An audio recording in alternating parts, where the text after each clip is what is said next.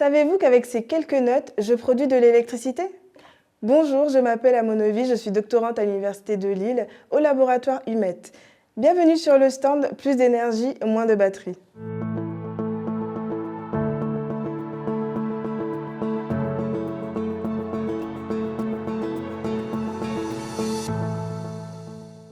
À votre avis, autour de vous actuellement, combien y a-t-il de piles ou de batteries?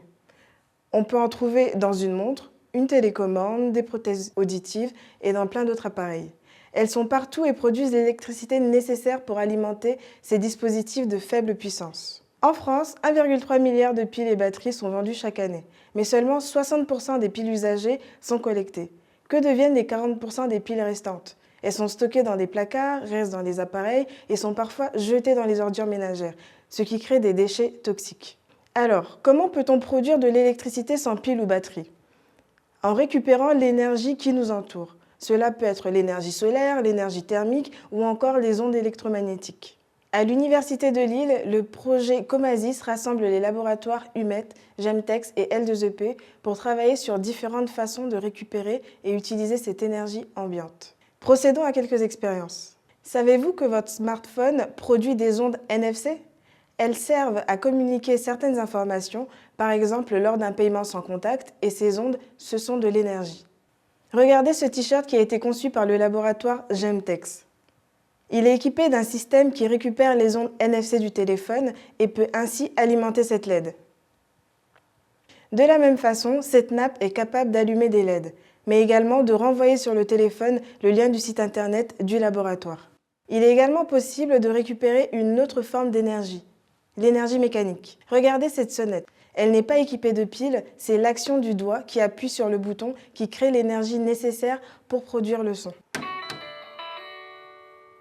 Et si je joue quelques notes de ce ukulélé?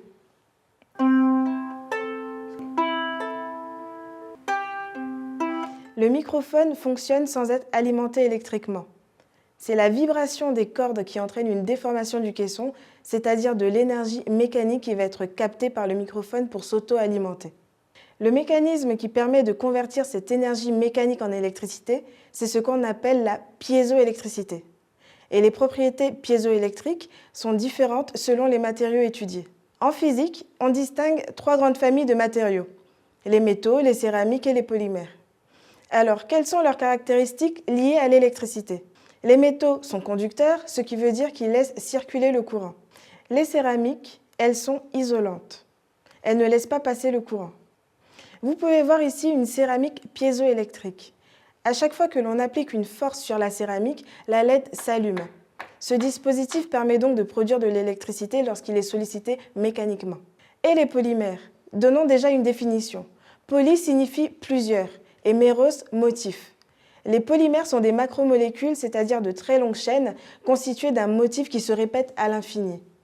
Je pense que vous en connaissez déjà plusieurs. Par exemple, le polyester et le polyamide, qu'on trouve souvent dans la composition de vêtements, ou le polystyrène.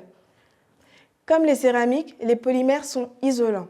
Mais leur avantage, c'est qu'ils sont flexibles. On peut donc imaginer des matières souples comme des vêtements, un drapeau, du linge de lit ou encore des bandages qui produisent de l'électricité. Au laboratoire, nous travaillons par exemple avec le polyfluorure de vinylidène, ou PVDF. C'est un plastique que nous utilisons sous forme de film. Pour le rendre piézoélectrique, nous manipulons sa structure en l'exposant à un champ électrique. Le PVDF a ainsi des propriétés piézoélectriques, même après la suppression du champ électrique.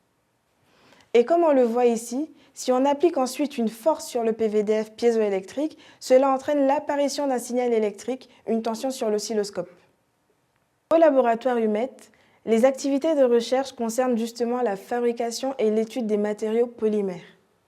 Les chercheurs vont sonder la matière, voir ce qui se passe à l'intérieur des polymères pour mieux les comprendre, et donc améliorer les propriétés piézoélectriques.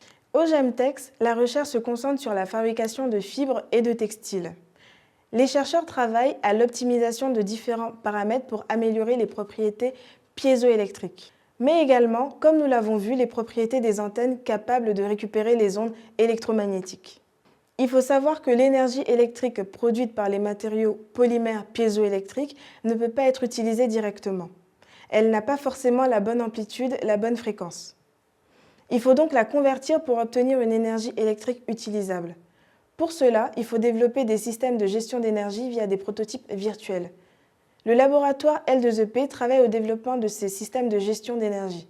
En faisant appel à toutes ces expertises, le but est de pouvoir se passer de piles et de batteries pour certains dispositifs, et ainsi réduire les déchets et la pollution.